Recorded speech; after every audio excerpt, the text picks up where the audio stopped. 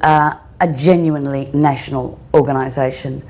And with that growth came also the level of sophistication in governance, in due diligence, and in the capacity actually of the board to influence government. And I think as an influencer, it has been extremely successful. Really, the role of ACPET in lobbying for higher education fee help was a great achievement.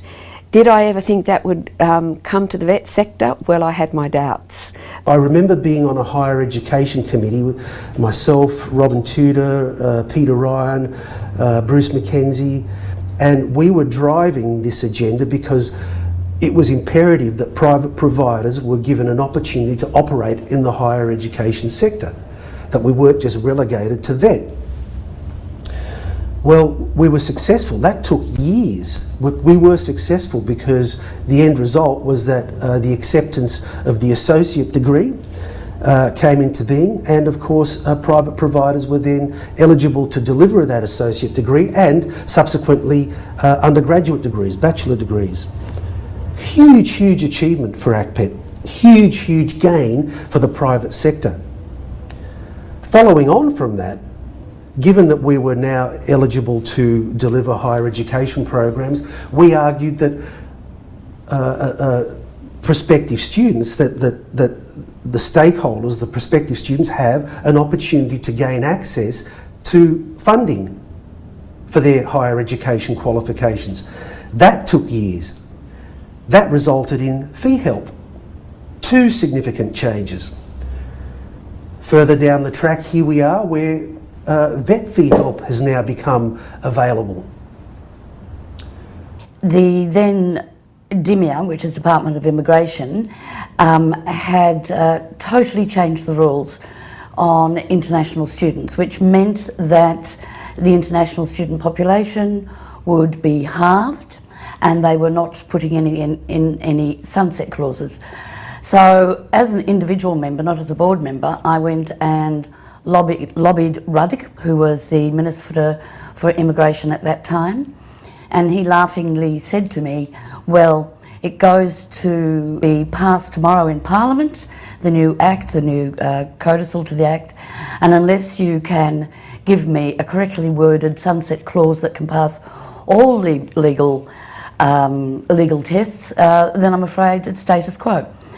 So I caught the plane back to Sydney, and I remember I fed my son and then sat down and spent about 10 hours writing a bit that changed, that helped the international market. In other words, we were given a sunset clause to prepare for the massive changes which would decimate the international market. And at that point, I was invited onto the board.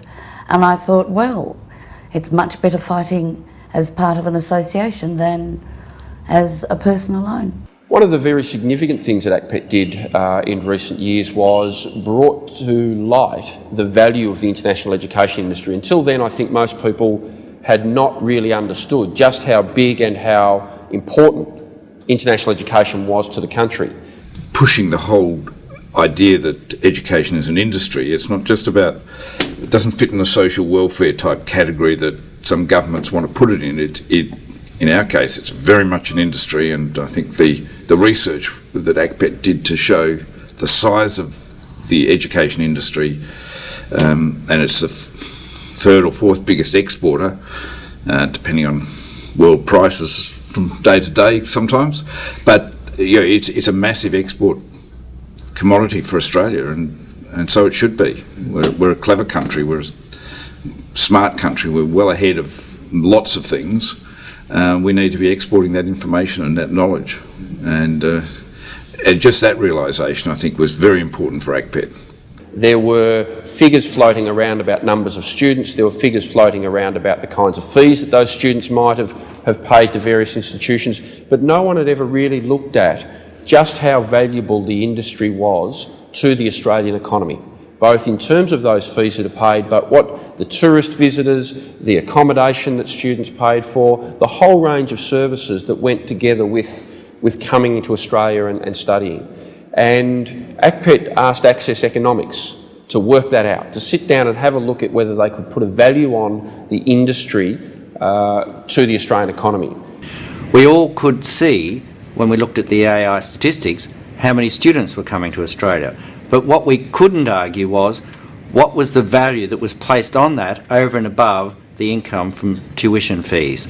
The Access Economics report gave us the data that we needed. And that was a significant piece of work. And once it was done, it was an excellent piece of work that Access did. Once it was done, the coverage that received and the importance that was then placed on international education, it brought a real shift, particularly in government understanding of what this industry really was.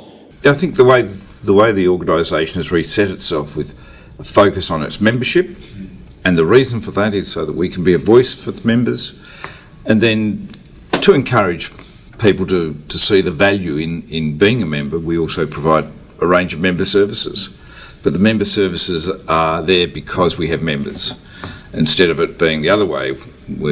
At times we've been focused, I think, on the member services, and membership's sort of a secondary issue. That's a complete change around to, I guess the organisation's just maturing. It's not all that old. 20 years is not a long time, and